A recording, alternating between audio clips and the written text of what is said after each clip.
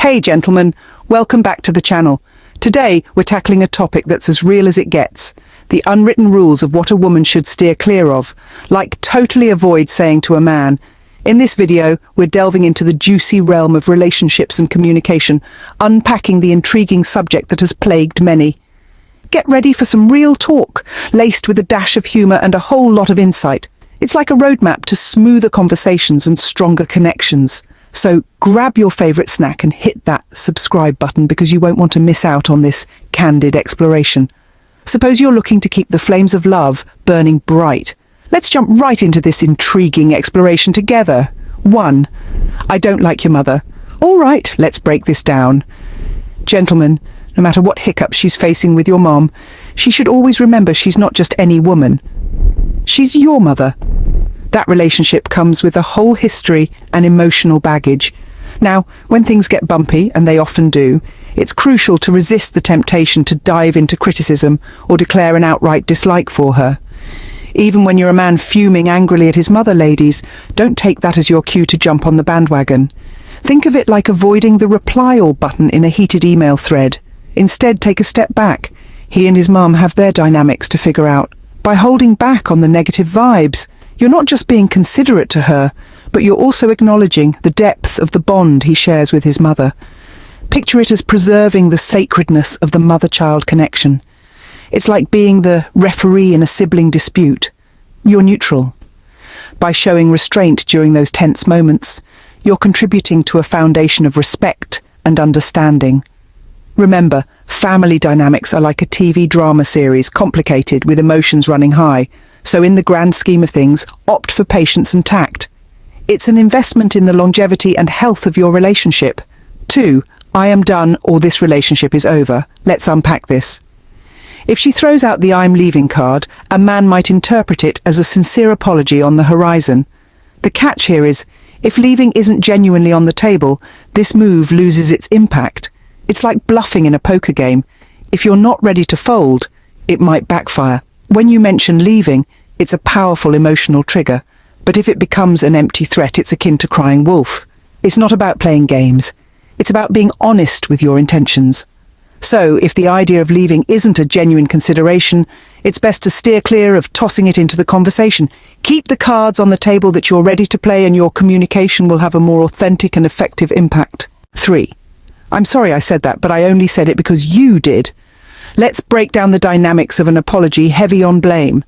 When an apology is laced with blame, it's like trying to mend a fence with a wrecking ball. The core issue, it doesn't take ownership of what went wrong. Instead, it flips the script and points fingers elsewhere. Essentially, it's saying, I did this because you did that, which rarely leads to a genuine resolution. The key principle we often forget is that we're responsible for our actions regardless of external factors. It's like driving your car. You're at the wheel, and blaming traffic won't change that. Now, when blame creeps into an apology, it can create a defensive atmosphere. It's like entering a conversation with shields up, making it harder to find common ground. It's like dodging responsibility by deflecting the focus onto the other person. In the world of effective apologies, ownership is the hero. Acknowledging one's actions without pointing fingers is the golden rule.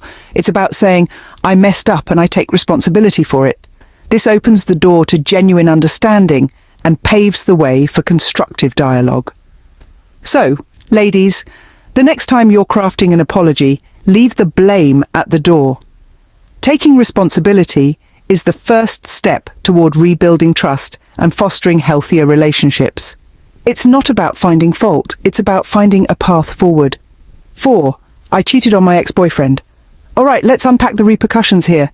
If she engages in a behavior that erodes trust, like cheating on her ex-BF, start thinking, if she did it once, what's stopping her from doing it again?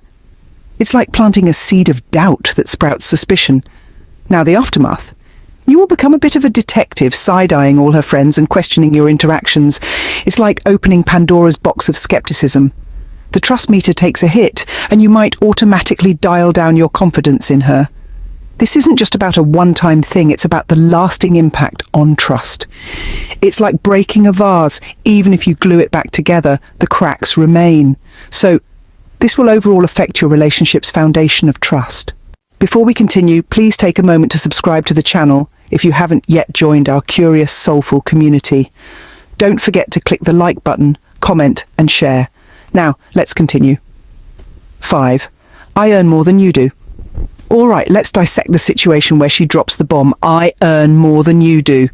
Brace yourself, because it's not about him despising her success. It's more like navigating through a societal script that's been around for ages. The one where men are the traditional providers and, let's admit it, often carry sizable egos. In the script of life, men are often cast as the primary earners. So, when she declares her financial victory, it's not just about money. It's a bit of a shake-up to his role. Picture it like messing with the lead character in a movie. It can leave him a bit disoriented. It's not that he'll hate her for her success. It's more about how this revelation might tap into his pride and self-perception. Men grow up with this notion that they should bring home the bacon, and if that dynamic shifts, it can sting the ego. So if you plan to share your earning stats, be mindful of the potential ego impact. It's not about downplaying success, but more about understanding the societal expectations. Navigating this conversation requires a touch of finesse, ensuring that prideful egos remain intact while acknowledging the changing dynamics of modern relationships. Communication, my friend, is the superhero cape here. 6. All men are jerks. Let's dive into why saying all men are jerks is not the best move. When she drops a generalization like that, it's like tossing a blanket statement over an entire gender. Not cool, right? First off, it's important to acknowledge that people are individuals. Sure, some guys might behave poorly, but it's not fair to label an entire group based on the actions of a few. It's like judging a whole pizza based on one slice. Now let's talk impact. Saying all men are jerks can come across as unfair, and might even shut down any open communication. It's like slamming a door on the potential for understanding and connection. Plus, imagine if someone said, all women are XYZ. It wouldn't feel great, right? The same goes here. It's about fostering a world where we appreciate each other as individuals with unique qualities. So instead of painting with a broad brush, it's more effective to address specific behaviors or issues. It's like using a scalpel instead of a sledgehammer in communication.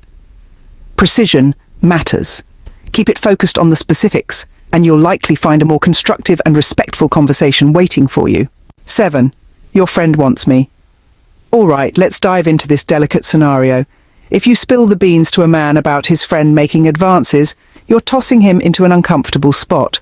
Picture this. He's now stuck facing his buddy, and things might get awkward. In addition, if his friend vehemently denies wrongdoing, he's caught in an even more embarrassing bind. The key here is handling advances with grace and refusing them tactfully. There is no need to spill the tea on him unless his friend crosses the line into rude and persistent territory. Think of it like being the smooth operator in a tricky social dance, avoiding unnecessary drama while maintaining respect. By doing so, you're not just sparing him an uncomfortable showdown, you're also maintaining a sense of discretion and class amid potential awkwardness. So play it cool and save the boyfriend confrontation for situations where it's necessary. Until next time, gentlemen, stay soulfully synergized.